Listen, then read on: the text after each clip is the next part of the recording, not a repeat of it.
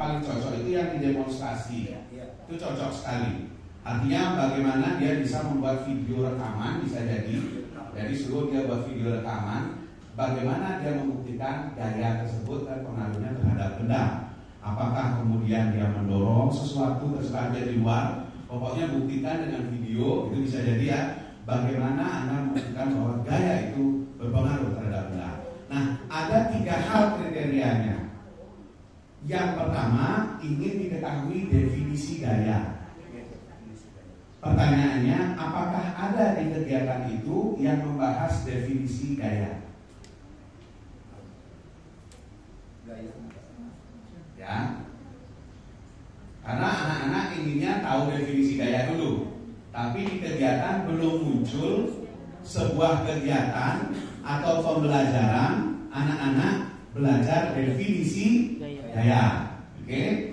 Nah, yang kedua, membandingkan daya tarik, gaya tarikan, dan gaya dorongan. Nah, di bagian mana yang munculnya? Ini di kegiatan awal mungkin dikasih pertanyaan-pertanyaan untuk membandingkan. Kalau ini termasuk tarikan atau dorongan, kalau ini termasuk tarikan atau dorongan. Nah, yang mereka lakukan kan kegiatannya membandingkan. Berarti di sini bukan berupa gambar seharusnya, tetapi sebuah kegiatan. Ya, maksudnya kegiatan langsung diberikan pertanyaan penting. Contoh, saya, Mbak Ibu atau Bapak akan buat 3 pos. Pos 1 yang kalian harus lakukan adalah dorong meja ini, dorong. Pos 2 yang akan dilakukan adalah mungkin pasin atau tarik. Pos baru anak-anak sekarang berkeliling ya. Berkeliling ya. Coba grup 1 ke kelompok 1, grup 2 ke kelompok 2, grup 3 ke kelompok 3. Lakukan kegiatan di sana kan dorong. Oke, sekarang tukar kegiatannya, tukar ya. Ya, grup 1 ke grup 2, tarik. Kebayang bahwa dalam kegiatan melakukan itu dia sedang membandingkan gaya tarikan dan gaya dorongan. Berarti kriteria ketercapaian kegiatan awal ya. Kegiatan awal. Nah, itu bisa dikembangkan di kegiatan inti ya. Jadi kegiatan awal kan cuma untuk dia tahu ada gaya, ada dorongan, itu dikembangkan lagi.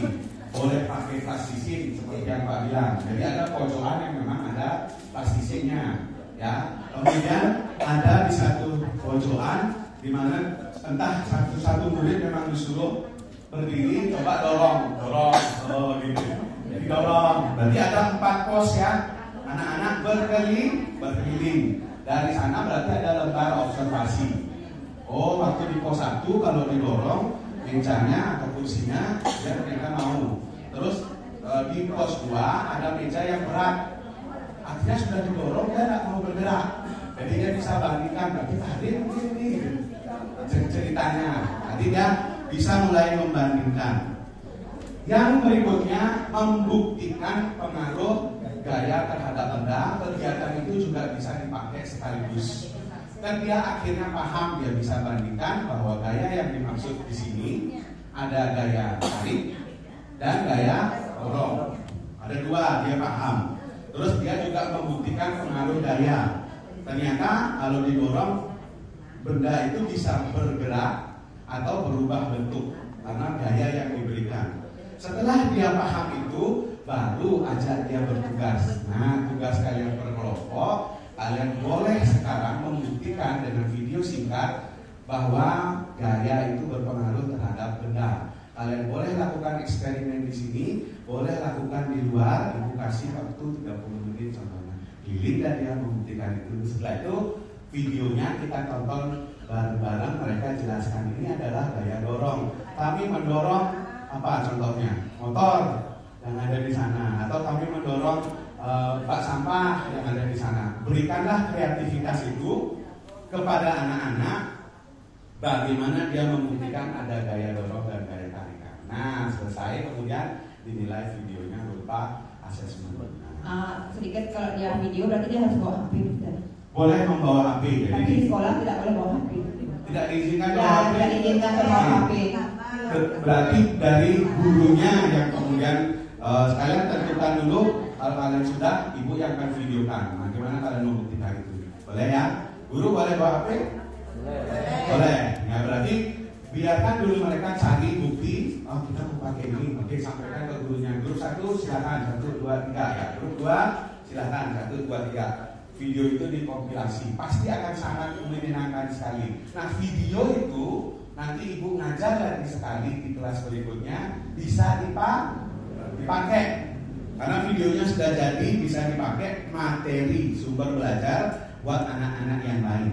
Jadi dia bisa lihat di sana, masuk ke IG juga bagus, anak-anak belajar tentang pengaruh gaya terhadap benda. Nah, kalau sampai di sini, yang saya ajak Bapak Ibu, ketika membuat apapun yang ada di sini dan di sini, pastikan dia dilatih di kegiatannya. Paham ya? Jadi cara melihatnya apakah ini sudah sesuai atau tidak? Apa sih yang saya cari? Saya ingin dia menguraikan definisi. Ada nggak kegiatan saya yang menguraikan definisi? Kalau ada, centang. Saya ingin dia membandingkan gaya tarikan. Kegiatan apa yang harus saya siapkan di kelas sehingga dia mengalami percobaan tentang membandingkan. Itu yang ibu pikirkan nanti. Setelah itu baru membuktikan. Artinya kita membuat ini dan ini ya sebagai panduan kita dalam proses berkegiatan yang runut. Sepakat ya, ada kata runutnya itu. Sehingga kalau Bapak Ibu sulit nanti kayaknya yang ini tidak bisa saya berikan, berarti bisa jadi gua akan coret itu salah satunya. Jangan sampai ada sebuah tujuan di sana tetapi tidak diajarkan di bawahnya. Nah ini sudah mulai jelas kelihatan di bagian membuktikan pengaruh gaya dan membandingkan gayanya. Itu kalau itu dari komentar saya. Gimana Bu? Tidak lebih jelas? Ya. Terima kasih Bapak. Baik.